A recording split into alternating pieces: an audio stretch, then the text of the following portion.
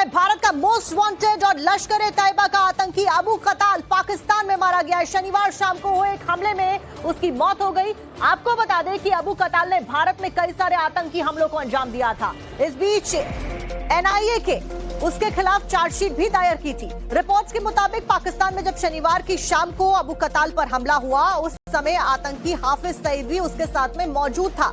इस घटना के बाद से ही हाफिज सईद भी लापता बताया जा रहा है। आतंकी अबू कताल हाफिज सईद का बेहद करीबी भी माना जाता था। हाफिज मुंबई हमलों का मास्टरमाइंड था, यानी कि जो मुंबई में अटैक हुए थे, ताज पे अटैक हुए थे, उस सब के लिए हाफिज जिम्मेदार। और फिलहाल अबू कताल जो कि हाफिज का करीबी है, वो ढेर हो गया है।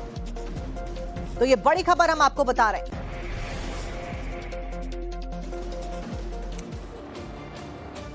चलिए अब एक बार जान लीजिए कि आखिर ये अबू कताल जिसका खात्मा किया गया है वो कौन था। तो कताल हाफिज सईद का भतीजा था।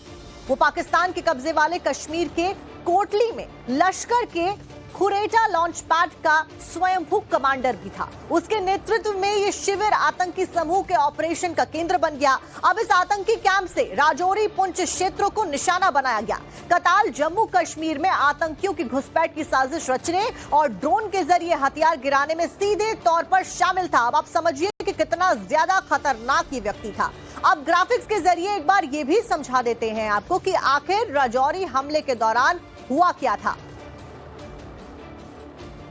तो अबू कताल को फिलहाल पाकिस्तान में ढेर कर दिया गया है। हाफिज सईद का ये करीबी कहा जाता है और मुंबई के ताज अटैक में भी इसका एक बड़ा हाथ था। अब ग्राफिक्स के जरिए आपको बताते हैं कि कैसे इसके द्वारा राजौरी हमले के दौरान क्या कुछ किया गया था। तो एनआईए ने 2023 में राजौरी हमले में अबू कताल का नाम अपनी चार्जशीट में शामिल कर लिया था।